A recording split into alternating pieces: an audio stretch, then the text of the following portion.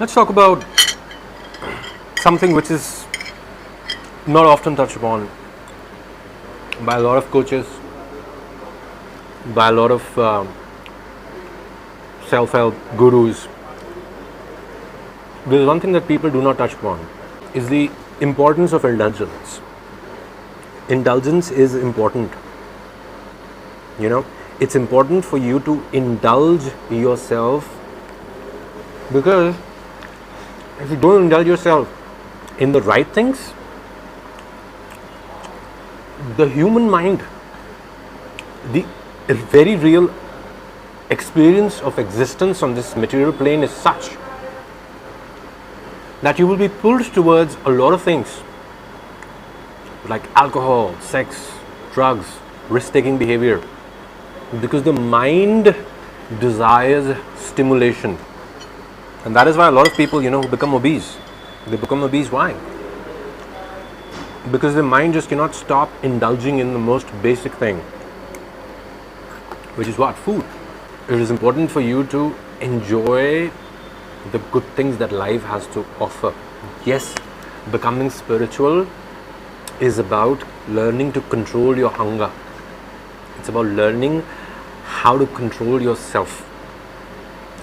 But the first stage of gently releasing control that everything has on your senses is by allowing you to indulge in the good things, rewarding yourself. Because Rajasic tendencies, Rajasic gunas are going to be required in the experience of life. It's going to be there. You are going to experience the Rajasic gunas when you go after something, when you go after the accomplishment of something.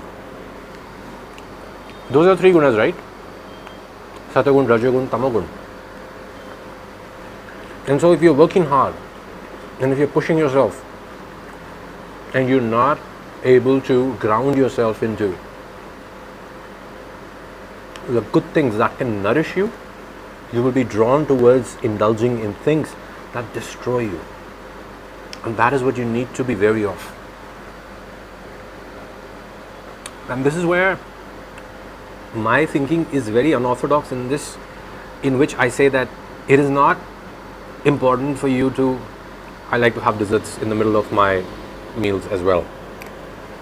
My grandfather used to say, sorry for talking like that, my grandfather used to say, I don't know, he used to say this shloka in Sanskrit, that Brahmins must have, this is not casteist, okay, this is just a way of mocking our own selves, and laughing about our eating habits.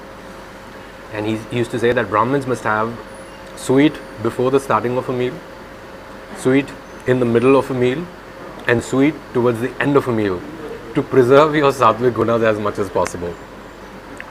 So, you don't need to quit drinking to become spiritual. You don't need to start fasting to become spiritual. This is where, I'm at a divergence from a lot of people. You don't need to leave things to become spiritual. You have to make room for them to move away and lose their importance in their life on their own. As you realize, as your mind wakes up to the deeper pleasures of the spiritual realms, the deeper pleasures of life. And one of the biggest, one of the most important essential pleasures of life is listening to your heart and aligning with your soul purpose, is working towards that which sets your soul on fire. Because if your Rajasic gunas are not aligned with the right things, then your Tamasic gunas will also be not in your control. If you're pushing yourself hard, working a job you don't like, doing things that you don't want to accept to yourself at the end of the day, guess what? That same energy is going to be reflected in how you eat.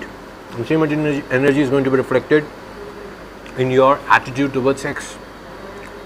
That same energy is going to be reflected in your attitude towards risks. If you're not taking the risk that you need to take to go after what you want, it's not that you will stop taking risks. No, you will take risks with your health, because it is human nature to take risks, to grow. That's how we shifted from hunting and gathering, which we had become quite comfortable with, to staying at one place and growing our food, which was tough. Because when you stay at one place and you grow your own food, you have to guard against predators. You have to guard against other clans that might want to attack you. So I think that these are things that I've just not mentioned enough. The importance of enjoying healthy indulgences, the importance of taking good risks. There is one thing that they say in the army, and I often repeat it: how you do one thing is how you do another. If one area of your life is toxic and you know it's toxic, but you're maintaining that toxicity, pretty soon that toxicity is going to creep up in other areas of your life. It's going to creep up in your relationships. It's going to creep up in your self-care routines. It's going to creep up in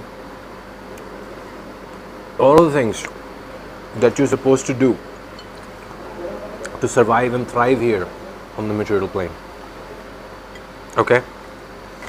So one advice that I want to give to you is, when you're rebuilding your life, when you are rebuilding your dreams, don't forget to enjoy the journey. That's very important. Maintenance of this physical body is very important. Recently, I heard that a very prominent ISKCON teacher, he criticized the great Ramakrishna Paramhans and Swami Vivekananda for eating fish. As you know, fish is normal. It's part of the normal diet for Bengalis. In fact, it's considered sacred. They live near the sea. They live near the river. It's pretty normal. And if you want to criticize somebody for being a normal human being, understand. You can be distinguished. You can be great. You can be a great man. You can be a great person. You can be a spiritual leader. At the end of the day, you are still a human being. You still have to execute the bodily processes like everybody else. Fire can still burn you. Temptation is still very much something that you feel. You have it under control, but it has some impact on you. If you completely release all physical attachments, the world is not for you, then you will go and live somewhere else. This brings me to a very important story. It is only when, it's mentioned in the Shiva Puran, it's only when Goddess Parvati, as a person, was able to convince Shiva, as a person, to become a grihast, to become a father, to become a leader, to become a husband, to allow the normal desires, the normal instincts to also shape his relationships with his family, that he decided to come down and stay in Kashi Vishwanath, which is one of the holiest shrines of Shiva. There's a lesson there for us mortals, and the lesson is that finding God is important, finding yourself is important, tapa is important, but in grihast life, in the life of a householder, in the life of a person who is connected to others, connected to people that he loves, there is a lot of importance as well. In indulging in the normal things that a human indulges in, but doing so in a healthy manner. And this is a very difficult thing, because people don't want to be vulnerable enough to show that the normal things as well have some hold on them. But who are you fooling? they have a normal hold on everybody. I have another story, and this is actually a story that I heard from Sadhguru, the great Ramakrishna Paramhans. He used to love eating, and every time he used to come, whenever he was busy during dinner time, and ask his wife, "Is the food ready? Is the food ready? Is the food ready?" And one day she said to him, "You are a great guru. People follow you, right? People look up to you. How can you allow such a base desire, such as that of food, to control you?"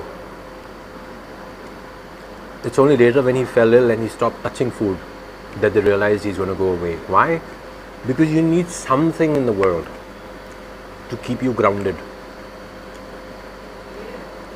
You cannot exist outside the laws of the world. You cannot exist outside the laws of the universe. But what our scriptures teach us, what Rama teaches us, what Shiva teaches us, what Ramakrishna Paramhans teaches us, is that we have to channel these instincts, these desires in a healthy manner. And that is the most important part of becoming a better person. Okay? So I'm just going to be enjoying the rest of my food here. I think I'm done talking to you. See you in the next part. Take care.